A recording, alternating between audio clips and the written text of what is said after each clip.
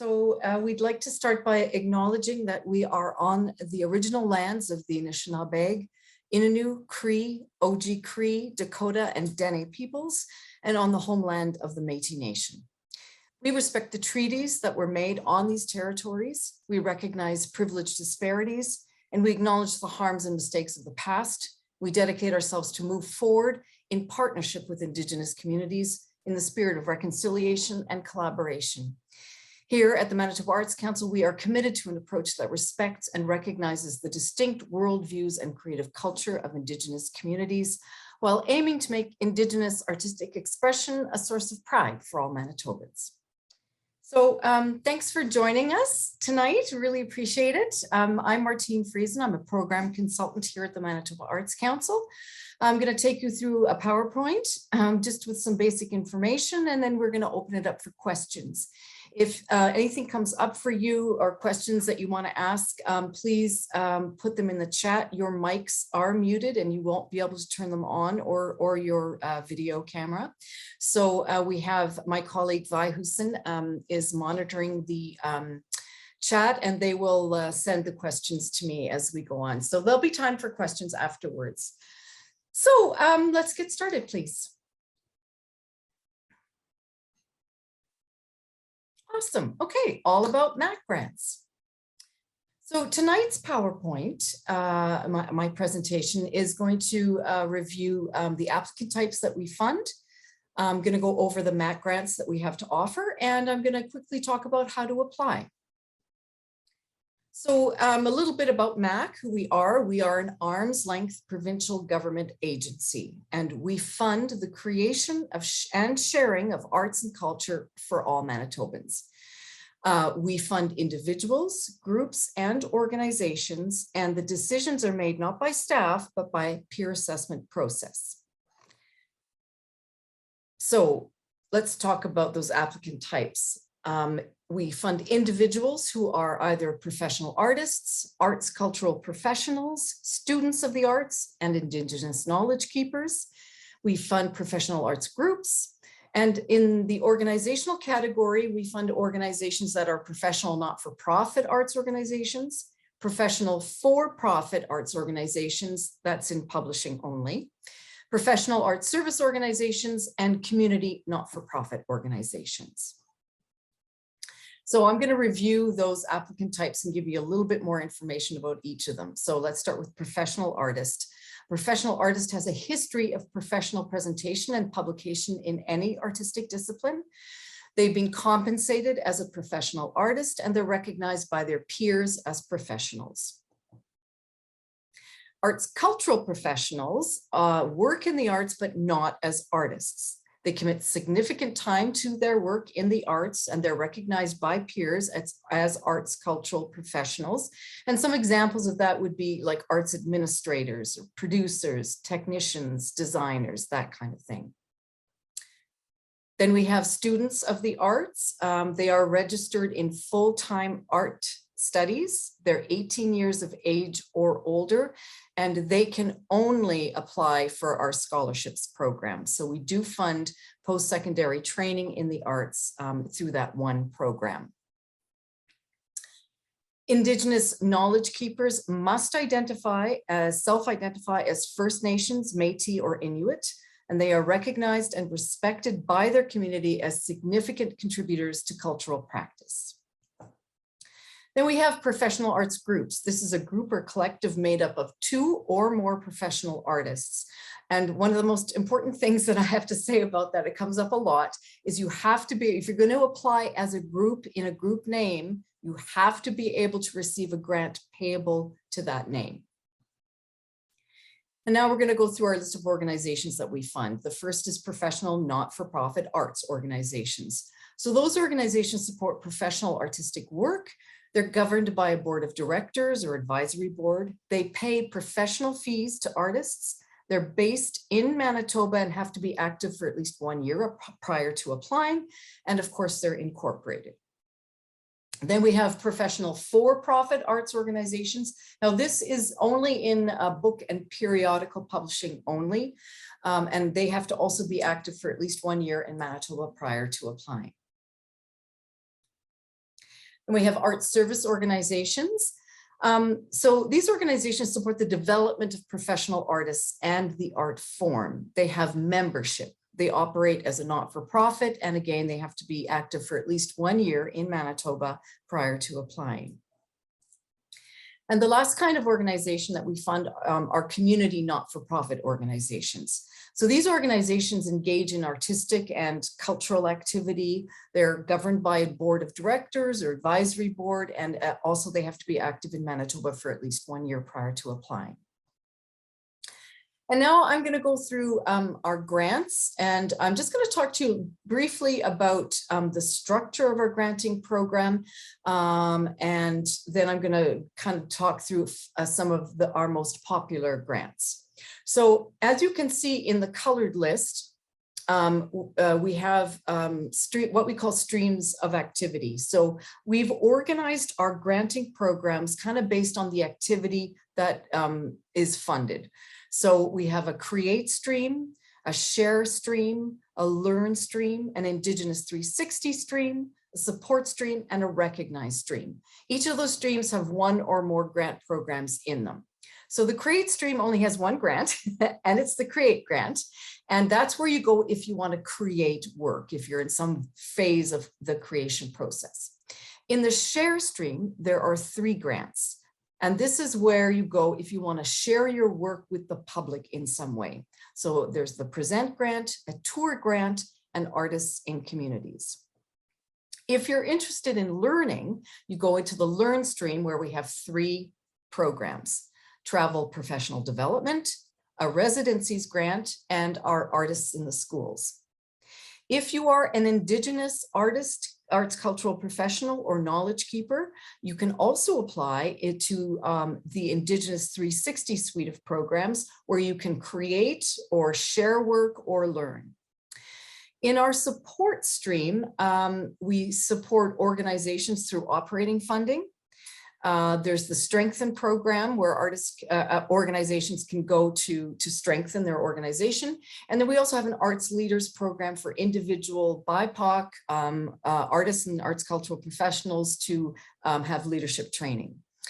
Our recognized stream has 3 programs. The scholarships program I mentioned before, that's for students of the arts. We have a competitions program, and then we have some prizes as well. So here are a few of our most popular grants. The CREATE grant is, of course, a very popular grant. It supports the creation of new work or the development of works in progress. Eligible applicants are professional artists, knowledge keepers, or professional arts groups. Organizations are not eligible to apply to the CREATE program. It has 2 deadlines. And we have 2 categories in emerging and established. So emerging artists can apply for up to a maximum of $7,500. Established artists can apply for a maximum of up to $15,000. And expenses can be your studio rental, your material costs. Maybe you need to pay a collaborator or a dramaturg or an editor or some dancers. All of these expenses can be requested through this grant program. Share Artists and Communities. Now, this is a very popular grant program. It supports applicants that face barriers or serve a community that faces barriers to accessing artistic opportunities. Now, we define barriers in a number of ways. Barriers can be geographic. So for instance, if you live outside the city of Winnipeg, that is a barrier, especially if you're in a northern and or remote community. But barriers can also be socioeconomic, they can be linguistic, they can be cultural. So I encourage you to go to the glossary on our website for a more nuanced definition of how we define barriers. Eligible applicants to this program are pretty much everyone except for students of the arts. So individuals, groups, and organizations can come here. And there are 3 deadlines for this program. There's a couple of components to this program. There's a small project component and a large project component. Small projects, you may request up to $5,000. There's a quicker turnaround here, and this is an internally assessed component of this program. Large-scale projects, you may request up to $15,000. That is a peer-assessed component of this program. The turnaround is longer, 3 months. And it's important to note that if you are requesting anything more than $7,500, you must show matching funds in your budget. What can you apply for in this program? Well, pretty much everything. You can apply for creation, production, presentations, art shows, community art projects, workshops, arts-related gatherings. We really kept this quite wide open. I'm going to recommend that in this, well, there's a couple of programs in specific, but this is one of them. But really, this goes for all of our grant programs, especially if you're a first-time applicant. Please contact us. Speak to the program consultant that's running this program to get some advice about whether your project is eligible, you know, what you might want to put in your budget, what might not fit. It's just really great to have a leg up before you hit that submit button. The next program I'm going to talk about is the Present program. So this supports presentation and publication of artistic work. So if you're sharing your work with the public, eligible applicants are individuals, groups, and organizations. There are 2 deadlines to this program. And the maximum you can ask for is $15,000. And this funds exhibitions that you want to put on, productions, concert production, theater production, dance production, publications if you're a publisher, film screenings, that kind of thing. And it covers direct costs related to the project. Learn Travel PD, the PD stands for Professional Development. This is a program where a lot of emerging artists get their first grant. It supports activities related to the development of your practice or your career. Only individuals may apply to this program, groups may not, and organizations may not. And this program has a rolling deadline every 6 weeks. So there's lots of opportunities for you to apply to this program. It has a maximum of $1,000. And you can apply for mentorship opportunities or to attend a conference or take a master class or attend events. Like, for instance, if you are an artist and you have a solo exhibition in a gallery in Toronto, you can apply to, you know, cover your costs to travel there, accommodation, that kind of thing. Public readings, we support public readings for authors through this program. This is a really popular program. Learn Artists in the Schools. We've had this program for a very long time.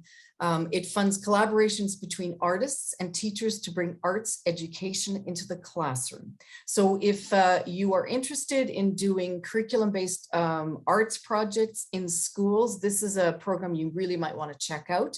Eligible applicants are individuals, groups, and organizations. There's 2 deadlines to this program. One is in the spring, in June, for projects that take place the following school year. And if you happen to miss that June deadline, there's another opportunity to apply in October, where you can apply for projects that happen in the new year from January to June. One artist can request $7,500 per application. And it's important to note that you can submit multiple applications to each deadline in this program. If you're 2 or more artists or an organization, you can request $15,000. There's a lot of information very specific to this program that it's important for you to get a handle on. We really strongly encourage anyone new to the program to speak to the program consultant running this program to get all the information they need prior to applying. We also really encourage you to visit our artistinschools.ca website. You can get lots of more information about the program there, and also you can check out our artist listing. Support Strengthen.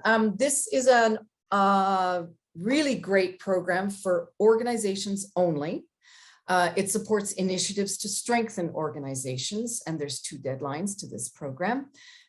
You can request up to a maximum of $5,000, and there's a variety of projects you can apply for. Capacity building projects such as succession planning or strategic planning. You can apply to pay a consultant to walk you through that process.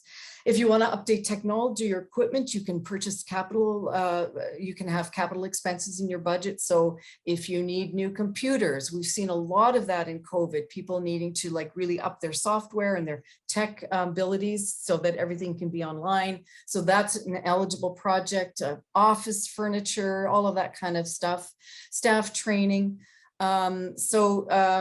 If you're an organization, if you're listening from an organization, you've never thought about this program, check it out.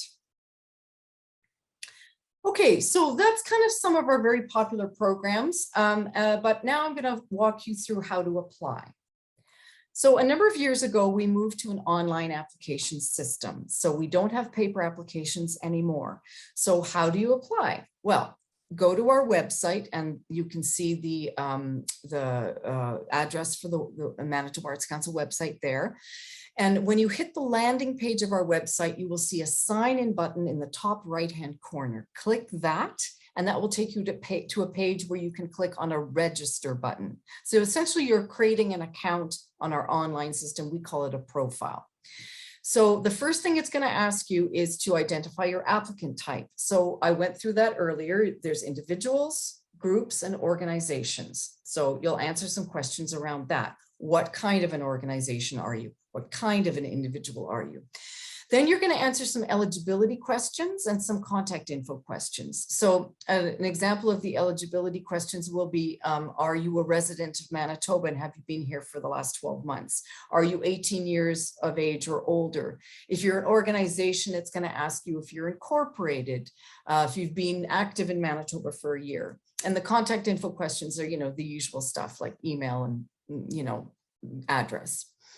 Then there's a voluntary information section that you only need to fill out if you want to. We do not share this with the public. It's for internal use only. Some of the questions you can expect to find there are questions around like, do you speak more than one language?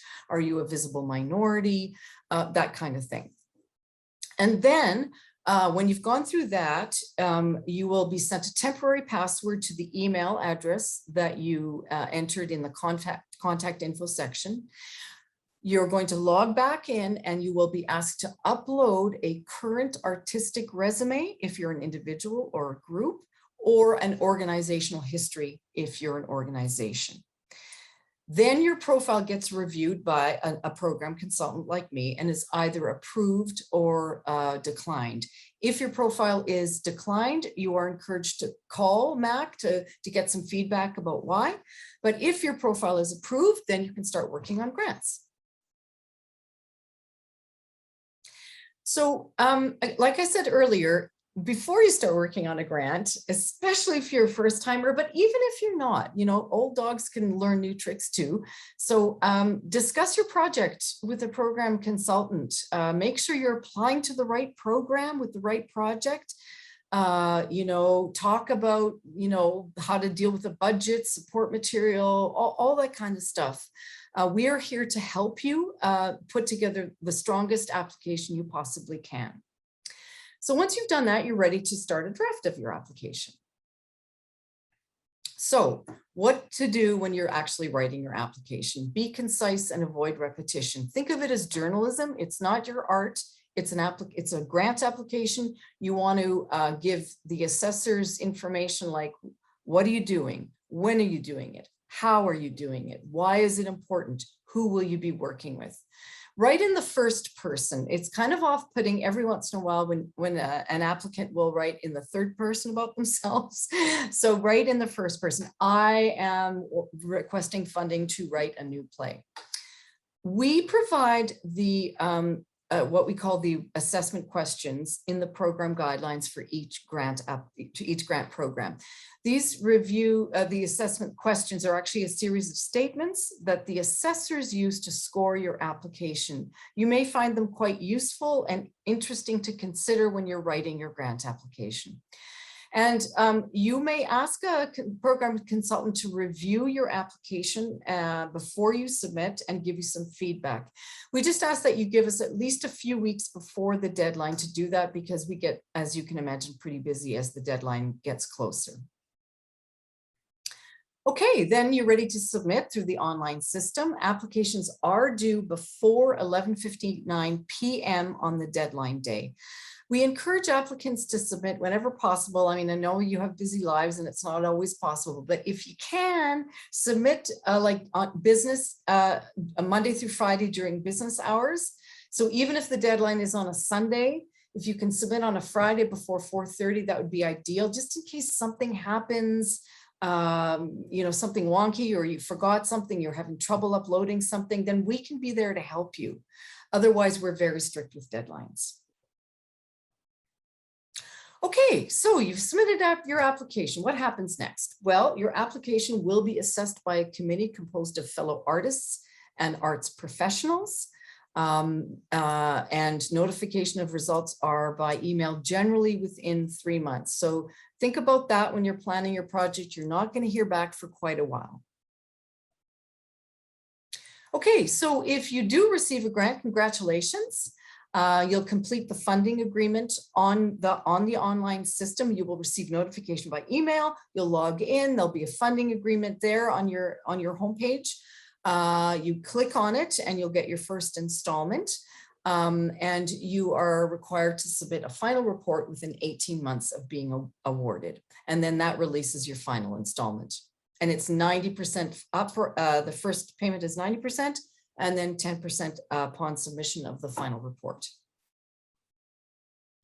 Now, if you don't receive a grant, call MAC and receive feedback from the assessors. We do take some notes, we do provide some feedback, and we do that over the phone.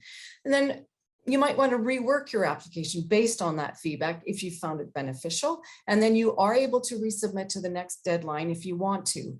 You can also consider reapplying or applying to other MAC programs. And really, don't be discouraged. It's a competitive process every time. There is never enough money to fund the worthy projects. So just keep applying. Okay, that is our presentation. Help desk, the number there and the email. That's a really useful number and email to have handy. There are the folks that can help you with any technical problems. They're often the first point of contact for applicants, and they can help you find maybe the program consultant you want to talk to.